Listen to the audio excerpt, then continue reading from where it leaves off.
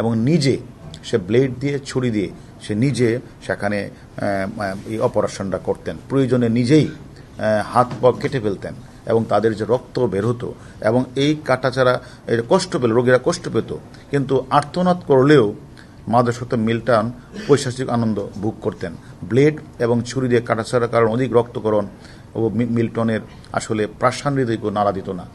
আমরা গিয়ে কিন্তু তার ভুয়া ডেথ সার্টিফিকেটে তৈরি করে লাশ দাফন সে কাগজগুলি পেয়েছি, সিল পেয়েছি, এবং সে আমাদের কাছে স্বীকারও করেছে যে এটা আমরা ডাক্তার কাছে আনতাম না, আমি নিজেই এই ভুয়া ডেথ সার্টিফিকেটটা তৈরি করে সিল সাপ্পর আমিই করতাম।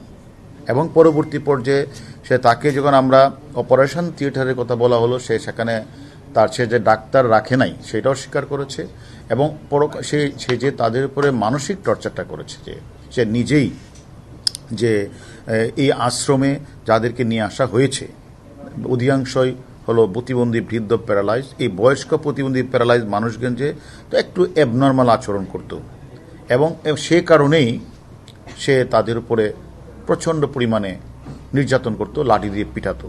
সেটা স্বীকার করেছে যে এবং যে এটা আমি করেছি, এটা আমি ভুল করেছি। কিন্তু বিষয়টা হচ্ছে আমরা যেটা তাকে পরে জিজ্ঞাসাবাদ করলাম যে সে যে এইভাবে তাদেরকে মানসিক শারীরিকভাবে নিস্তেজ না নির্যাতন চালাতো, কারণটা কি? তখন সে যে নিজে যে মাদক সেবন করেন, যে ইয়াবা খায়, সেটা সে নিজেই স্বীকার করেছেন যে এটা আমি তখন বুঝতে পারি নাই এরকম, এবং এটা যে করা ঠিক হয় নাই সেটাও সে আমাদের কাছে স্বীকার করেছে। এবং আমরা মনে করি সে এবং এই মাদকাসক্ত মিল্টন যে কাউকে পরোয়া করত না, এর মূল কারণটাই ছিল তার সাথে মানে অনেক বিএপির নাকি যোগাযোগ ছিল। সে মনে করছে যে আমি যে কাজটা করছি কেউ আমাকে কোনো কিছু করতে পারবে না। এবং যারা এই বাচ্চাদেরকে সেখানে দিয়ে আসতো বা যারা এই প্যারালাইজড মানুষগুলিকে দিয়ে আসতো, এই সকল মানুষগুলি যখন পরে খোঁজ নিতে যেত যে কী অবস্থা, তাদেরকে দর্শে পিঠাতো। তো এইরকম যে অত্যাচারের মাত্রা মাদকাসক্ত মিল্টন যে করত, সে আসলে সেটাকে সে অস্বীকার করে নাই যে হ্যাঁ আমি এরকম কাজটি করেছি।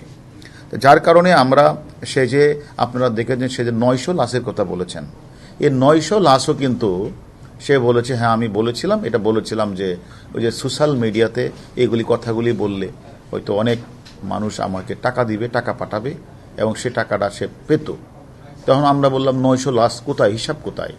সে রেজিস্টার দেখাতে পারে নাই, কোথায় কবর দিয়ে সেটা দেখাতে পারে নাই। পরবর্তী বলছে সেটা বলে যে আসলে 900 লাশ তো আসলে আমি কবর দিই না, আমি আসলে 900 লাশ আমি বেসিক্যালি সোশ্যাল মিডিয়ার মাধ্যমে প্রচার করে আমি টাকা দেওয়ার নিয়ে এগুলি করেছি। সেটা পরবর্তী যে সে বলেছে যে 135টা লাশ সে দাপন, 135টারও কিন্তু সে এখনো হিসাব দিতে পারে নাই কোথায় কি করেছে এবং কোথায় কি করেছে। তাই এগুলি আমরা আরো প্রয়োজন বশত আমরা মনে করি সে যিনি যে প্রতিনিয়ত তার আশ্রমে অনাথ, মানসিক প্রতিবন্ধী এবং মানসিকভাবে ভারসাম্যহীন এইগুলো ভিডিও তৈরি করে সেই ভিডিওগুলি সব বিভিন্ন ফেসবুকে দিয়ে মানুষের বিবেককে নাড়া দেওয়ার চেষ্টা করেছে। এবং বিবেকবান মানুষ যারা এই সকল দেখে, যারা অত্যন্ত মানবিকভাবে তারা সেই টাকাগুলি বিকাশের মাধ্যমে, নগদের মাধ্যমে তার অ্যাকাউন্টে পাঠিয়েছে। তাদের উদ্দেশ্যটা ছিল এরকম, যেহেতু সে মানবতার ফেরিওয়ালার কথা বলছে, বৃদ্ধ প্যারালাইজ মানুষকে সেবা দেওয়ার কথা বলছে, ভালো ডাক্তার দেখাবে বলছে, এই কারণে অনেকেই তাদের কাছে টাকা পাঠিয়েছে। কিন্তু দুর্ভাগ্যজনক হলে সত্য, সে এই চাইল্ড অ্যান্ড ওল্ড কেয়ার যে আশ্রমে কোনো ডাক্তারও রাখে নাই, এবং নিজে সে ব্লেড দিয়ে ছুরি দিয়ে সে নিজে সেখানে এই অপারেশনটা করতেন। প্রয়োজনে নিজেই হাত পা কেটে ফেলতেন এবং তাদের যে রক্ত বের হতো এবং এই কাটাছাড়া কষ্ট পেল, রোগীরা কষ্ট পেত, কিন্তু আর্তনাদ করলেও মাদকাসক্ত মিল্টন পৈশাচিক আনন্দ ভোগ করতেন। ব্লেড এবং ছুরি দিয়ে কাটাছাড়ার কারণ অধিক রক্তকরণ ও মিল্টনের আসলে প্রাণহৃদয়কে নাড়া দিত না।